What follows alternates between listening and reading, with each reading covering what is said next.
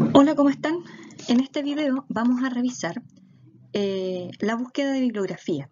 Este es un tema bien transversal que puede ser utilizado perfectamente para todos los niveles, ya que lo que pretendemos en este video es simplemente darte algunos consejos de cómo optimizar la búsqueda bibliográfica. Partamos. Lo primero que tengo que sincerar es si entiendo la información sobre mi tema de investigación. Uno puede de pronto aventurarse con investigaciones de temas que obviamente uno desconoce, por eso investiga, pero que pueden ser muy complejos. La primera pregunta que tenemos que hacernos es si el material que estoy encontrando está a un nivel adecuado para mi comprensión. Si puedo entender razonablemente, o sea, bien lo que estoy leyendo.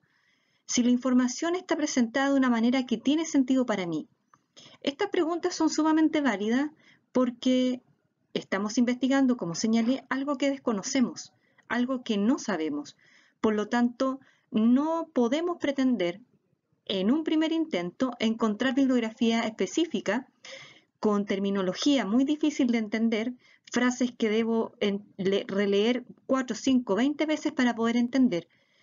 Aquí lo que tenemos que sincerar es que si eso me está sucediendo, debo ir a buscar un material, investigaciones, lecturas, que me permitan comprender, adentrarme de una forma más simple al tema de investigación que estoy trabajando.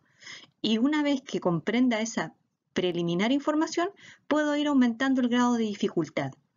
¿Ya? Lo más importante es que sinceremos esto, porque muchas veces nos puede pasar que encontramos una investigación que es anillo al dedo a lo que nosotros queremos investigar. Pero una vez que nos metemos a leer esa investigación no entendemos nada y nos podemos frustrar fácilmente. Y como no queremos que eso suceda, y ya le ha sucedido a muchos, la idea es que usted tome los recaudos importantes para poder no generar esa frustración y tomar el documento, dejarlo a un lado, buscar información de una forma más simple y por supuesto que luego podrá con toda confianza entrar en la investigación más compleja. Se sugiere, por ejemplo, que puedan leer textos diversos, enciclopedias, textos de estudio, el del colegio, o ver videos, documentales, pero lo más importante es que una vez que tengo ese acervo cultural del tema que quiero investigar, voy a poder lograr después comprender con mayor facilidad el tema más complejo. Tenemos que también diferenciar un hecho de una opinión. ¿Por qué? Porque nosotros vamos a trabajar en estas investigaciones, en estas propuestas de metodología de investigación con hechos, no con opiniones. ¿Y qué son los hechos? Los hechos son aquella información que puede ser comprobada, que ha sido investigada y que ha sido observada y que puede ser verificada. ¿Ya? Los hechos son evidentes y no están sujetos a interpretación. Los hechos son hechos. Un ejemplo de un hecho, por ejemplo, los residuos plásticos matan hasta 1 millón de aves, 100.000 mamíferos marinos e incontables peces cada año. Y esta información es de una investigación de una organización medioambientalista. En este caso se trata de cifras, ¿cierto?, que apuntan a una rigurosidad en la información. Sin embargo, una opinión es la opinión que tenemos todos respecto a, por ejemplo, ¿ya?, lo que está sucediendo hoy con las medidas que se están tomando respecto al coronavirus, por ejemplo, a la pandemia en Chile. Podemos cada uno tener nuestra opinión. Por lo tanto, las opiniones ¿qué son? Son afirmaciones que se basan en las creencias, en lo que cada uno de nosotros cree. ¿Ya? Es un juicio individual. Es desde nuestro punto de vista, es con lo que nosotros sabemos. Eso es lo que opinamos. Un ejemplo puede ser: la gente no debería arrojar cosas que matan animales en el mar o en la playa. Todos tenemos el deber de hacer algo al respecto. Eso es lo que yo creo, pero es mi verdad, es mi percepción, es desde mi punto de vista. Es sumamente importante entender que los hechos son los que constituyen la base de la investigación científica y rigurosa. También tenemos que diferenciar algo importante. Los hechos y las opiniones pueden estar vertidas en fuentes de información. Esas fuentes de información, hay algunas de ellas que nos van a ser muy importantes para la creación de los textos y de la realización de los trabajos en metodología. Pero tenemos que diferenciar las fuentes de información que son de divulgación y las que son más confiables, las científicas o simplemente las más rigurosas. Las de divulgación corresponden a todas aquellas fuentes de información que presentan la información para que una gran masa de público pueda conocerlas. Por ejemplo, National Geographic, la revista Muy Interesante o Ciper Chile, que es un sitio chileno de periodismo, de investigación periodística. Estos ejemplos de estos tres fuentes de información son de divulgación. Lo que ellos hacen es considerar, a lo mejor, investigaciones hechas en términos confiables, científicos y rigurosos, pero lo que hacen ellos es tomar esa información y divulgarla con sus perspectivas, con sus puntos de vista. Por lo tanto, ya hay una interpretación de esa información. Esas fuentes de divulgación no nos van a servir. Sí nos van a servir las fuentes que son más rigurosas, las investigaciones, los estudios, los artículos científicos, que principalmente los podemos encontrar, a lo mejor más de alguno conoce estos sitios, en sitios que son metabuscadores de investigaciones. En estos tres sitios que les coloco aquí, lo que hacen estos sitios es colaborar con los investigadores en forma de publicar sus investigaciones.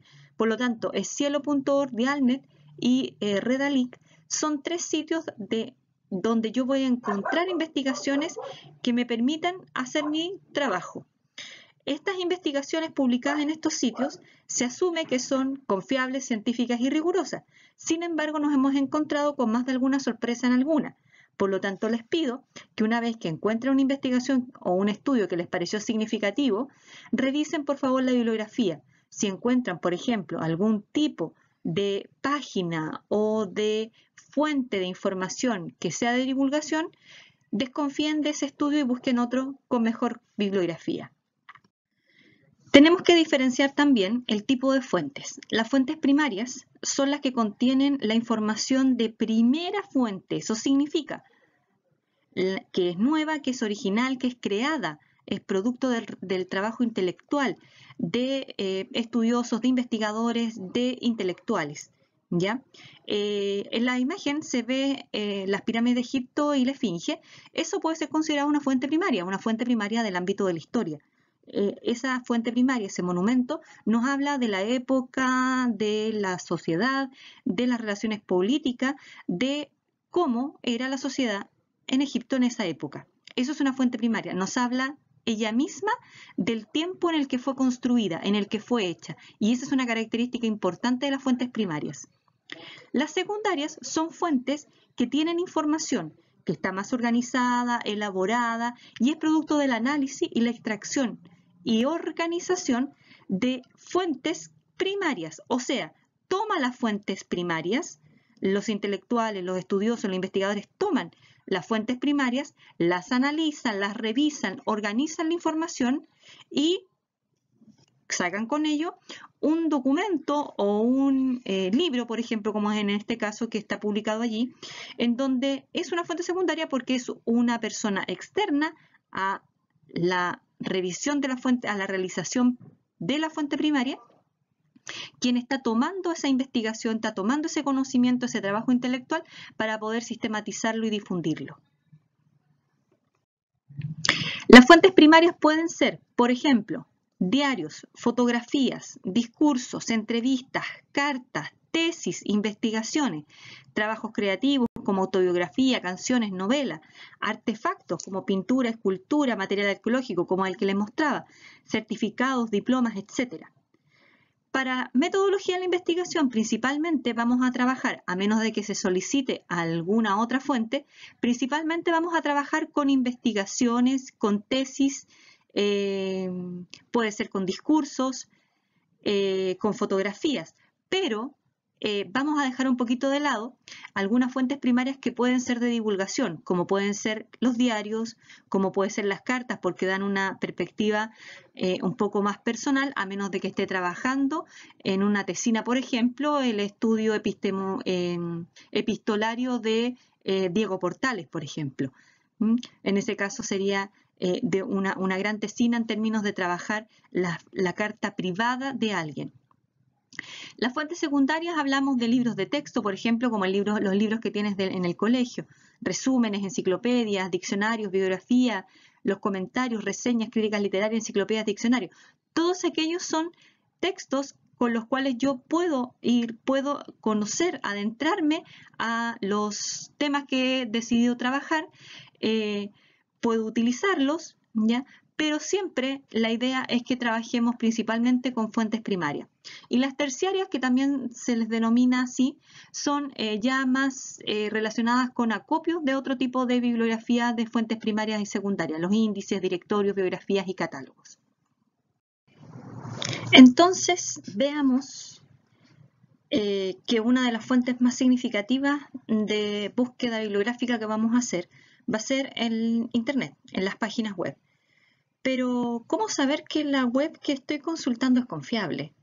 Entonces la pregunta es, ¿qué elementos de las páginas web hay que revisar para saber si son o no confiables? En un estudio hecho a estudiantes mexicanos de primer año de universidad, les preguntaron cuáles eran los criterios que ellos utilizaban para poder seleccionar la información confiable. ¿En qué se fijaban?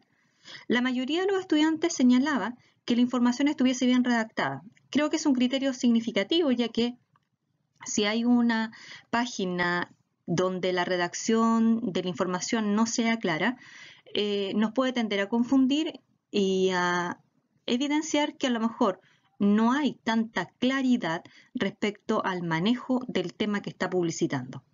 Por lo tanto, es un criterio bastante válido.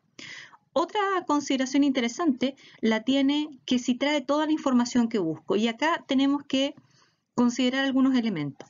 Es muy poco probable que usted encuentre un estudio, una investigación, un documento con el cual pueda trabajar el tema que usted está proponiendo hacer en metodología y que sea un texto que hable específicamente y confiablemente de lo que usted quiere hacer en metodología. Eso es muy poco probable, pero tampoco tiene que frustrarse si no lo encuentra, porque como le digo, al ser poco probable, lo que sí es probable es que usted encuentre investigaciones, documentos, estudios que se aproximan bastante a lo que usted quiere, y eso por supuesto que considérelos. También otro punto en consideración fue revisar el URL o dirección, ¿cierto?, de las páginas web.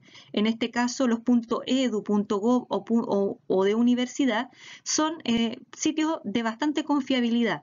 Sin embargo, hay que ser bien cauto y siempre revisar aquella información.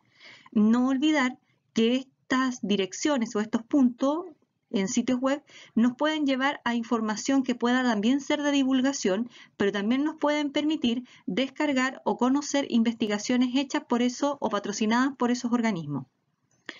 También otro criterio que consideraron, que se fijaban los estudiantes, era en la fecha en la que se publicó la información sea reciente. Y este criterio es importante porque a menos de que estemos haciendo un trabajo histórico en el cual necesitemos fuentes que sean históricas, añejas, digámoslo así, las investigaciones siempre requieren de las últimas novedades, el último avance respecto a lo que estemos tratando. No nos va a servir, por ejemplo, si estamos trabajando un tema tan moderno como a lo mejor la nanotecnología, si la abordamos desde una publicación de 1980, es poco probable que esa publicación nos sirva para poder contextualizar lo que es hoy día la nanotecnología. Otro criterio importante es si tiene autor, y acá me voy a detener un poco. Nosotros necesitamos que en metodología, chiquillos, trabajen con investigaciones, con estudios. Y siempre las investigaciones, los estudios tienen autores. Es muy poco probable que no los tengan. Y si no los tienen, revisémoslo, busquémoslo.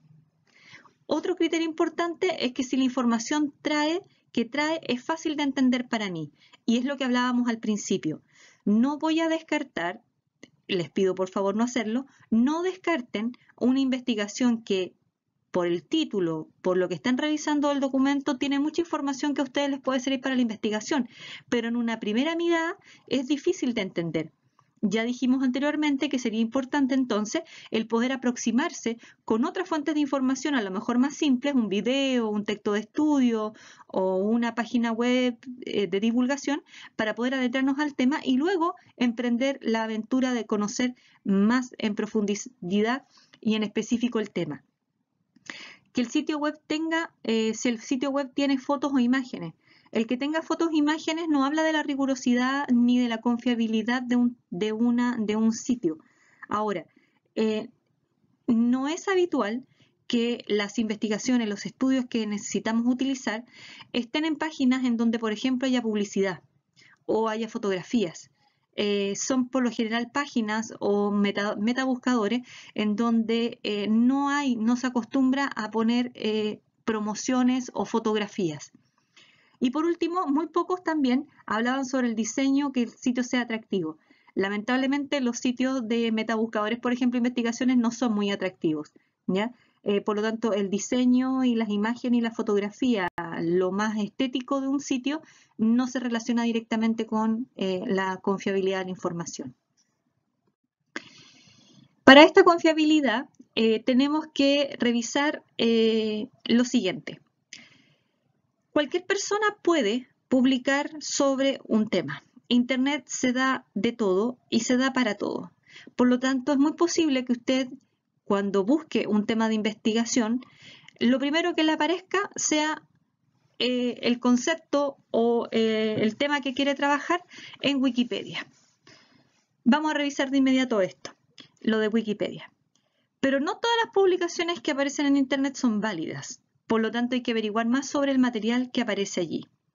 Si ustedes se fijan en la imagen que está aquí, es la portada de Wikipedia. Y en el título dice: bienvenidos a Wikipedia, la enciclopedia de contenido libre que todos pueden editar.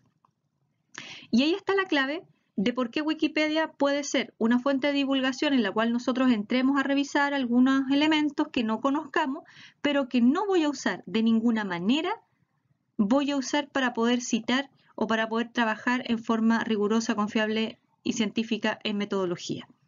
Porque esta información puede ser editada por cualquier persona. Por lo tanto, los sitios wiki, Wikipedia y varios otros, tienen la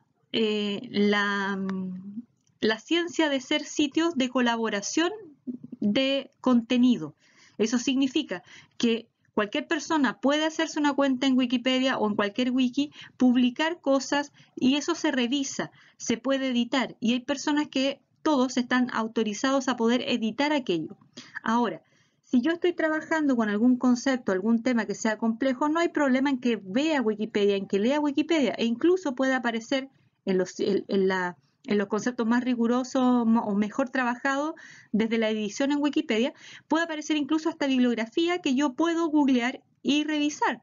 A lo mejor encuentro en Wikipedia alguna bibliografía que me permita avanzar en mi tema, pero lo que no está permitido, lo que está absolutamente prohibido, es utilizar Wikipedia como una fuente de información para cualquier trabajo de metodología.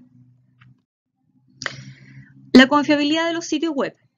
Allí, por ejemplo, en la imagen aparece un sitio web que es de la Universidad Johns Hopkins de Estados Unidos. Y si ustedes miran, hay algunas cosas que nos pueden dar confianza respecto a este sitio. Por ejemplo, el interfaz, o sea, cómo aparece el inicio de la pantalla. Sí, hay una imagen de una científica al parecer. Los colores son sobrios, se ve muy bien la letra, hay un menú. Por lo tanto, la presentación es un diseño claro, hay un texto claro, ¿cierto? Arriba habla sobre la información sobre el COVID-19, ¿cierto? Por lo tanto, ya da una cierta confianza. Al costado hay un menú, ¿cierto? Donde si lo desplegáramos aparecerían las distintas secciones de la universidad, incluyendo la de publicaciones. Y es muy importante que cuando un sitio nos parezca significativo, confiable, poder revisar el contenido y fijarse, por supuesto, en las fuentes de información que están allí publicadas. Otra cosa importante es lo que decían los chicos en la encuesta en México, la actualización, o sea, que la información sea de fechas recientes. Por ejemplo, acá el sitio que está publicado es memoriachilena.gov.cl y Memoria Chilena es un sitio donde hay mucha información, hay divulgación, pero también hay mucha información relacionada con documentos tanto históricos como de ciencias sociales. Pero yo necesito saber cuán actualizada está esa información. Y me voy a ir al final de la página y si ustedes revisan, en este sector pequeñito, tenemos el año de actualización, en este caso el 2018. Entonces, debido a los constantes hallazgos y nuevas investigaciones, muy nuevo conocimiento que aparece siempre más actualizado todo el tiempo, tenemos que estar nosotros también actualizados y hacer investigación a partir de lo más reciente que haya aparecido. También hay que preocuparse de que el material podamos revisar las fechas de las páginas web. Eso es fundamental. Y por supuesto, si estamos trabajando con documentos impresos, con libros, también revisar las fechas de impresión, las fechas de publicación. Los .cl, .net u otro tipo de puntos como de distintos países o .com, se sugiere revisar muy bien el contenido que aparece publicado allí, ya que pueden ser principalmente sitios de divulgación. Pero, por ejemplo, la Universidad de Chile es .cl y allí sí vamos a encontrar, por ejemplo, muchas investigaciones o artículos publicados en ese sitio. Otra cosa importante de entender es que en un .net, por ejemplo, podríamos encontrar un documento, una investigación, una tesis, por ejemplo, que esté relinkeada de un sitio que sea de mayor confiabilidad para poder extraer ese documento. Así es que hay que revisar muy bien estos puntos distintos. Este es un sitio, por ejemplo, de .edu, es la Universidad de Navarra. .edu. UNESCO es una organización, es un .org. Aquí, ¿cierto?, se puede apreciar que hay distintos temas en donde yo puedo revisar si hay algún tipo de investigaciones. También acá, por ejemplo, Medline Plus es un .gov, es una página que es de divulgación, pero que es una página que dentro de esta página aparecen algunos documentos significativos porque es la versión en español de una página, de la página del Ministerio como de Salud de Estados Unidos. Aquí hay una cuestión interesante. Si ustedes ven esta página, obviamente me dirían de inmediato, profesora, esa página no la podemos usar porque arriba, ¿cierto?, se ve claramente un anuncio publicitario, aquí al lado hay otro, y por supuesto, profesora, es un .net, o sea, esto no puede ser utilizado. Sin embargo, como les dije, este .net es un sitio .net en donde están publicadas diversas investigaciones. De hecho, esta investigación de la Universidad Complutense de Madrid está publicada en este .net. Por eso es importante revisar muy bien la información, el contenido que está publicado, porque tampoco la idea es hacerle la cruz a los .com, .cl, .net de por sí, de entrada. No, hay que entrar, revisar, averiguar, mirar qué es lo que hay. Y por supuesto que si nos aparece algo como lo que estoy señalando aquí, que se puede descargar una tesis, ¿cierto?, una memoria de grado de una universidad tan prestigiosa como la Universidad Complutense de Madrid, es porque evidentemente el sitio tiene cierta información que es importante. Cielo, por ejemplo, es un sitio sumamente importante, es un metabuscador donde aquí es principalmente extractos de revistas científicas, de tesis, y esto es de Latinoamérica y el Caribe. También hay publicaciones brasileñas, por lo tanto también están en portugués. Dialnet es una plataforma de la Universidad de La Rioja, en España, y también hay artículos de revistas, de tesis, de reseñas bibliográficas, de libros, etc. Redalyc también es un metabuscador donde también tenemos mucho de ciencias y como dice allí, ya lleva 16 años publicando este tipo de investigaciones. Es de comunicación científica. El Google Scholar el Scholar o académico, ¿cierto?, proporciona una forma sencilla de buscar bibliografía académica. Acá otra forma importante de poder buscar bibliografía. Un tips. Si yo en el metabuscador que estoy usando, Google en este caso, coloco el concepto, voy a utilizar contaminación y coloco al final PDF, es muy posible que los documentos que me aparezcan sean de universidades o de sitios más confiables de poder ubicar esa información. Por lo tanto, una forma de poder encontrar algunos documentos puede ser el googlear el concepto, la palabra, lo que estoy buscando, el tema, colocándole al final PDF. Otra cosa importante, además del Google Scholar, tenemos el Google Libros, en donde tenemos, por ejemplo, con el mismo tema de contaminación, distintos libros que nos pueden ayudar a trabajar nuestra investigación. Sin embargo, el problema de esta parte de Google es que no todos los libros están digitalizados completos. Hay varios que están digitalizados, pero para poder conseguirlos hay que pagar. El Google Académico, el Scholar, habla de principalmente extractos de libros, de documentos, de citas del tema que estoy buscando. En este caso, por ejemplo, el primero que aparece es de un libro, que es La contaminación ambiental en México, es del 2001 y está publicado allí. Si ustedes se fijan, aquí en la columna hacia la izquierda nos aparece la actualización de los documentos. Yo puedo pedir que solamente sean desde el 2020, etcétera, de los años. Por lo tanto, puedo buscar con un criterio de temporalidad. También se puede ordenar por fecha y se puede incluir también la cita y las patentes. Las citas puede ser interesante para poder no perder de vista de dónde es extraído este documento.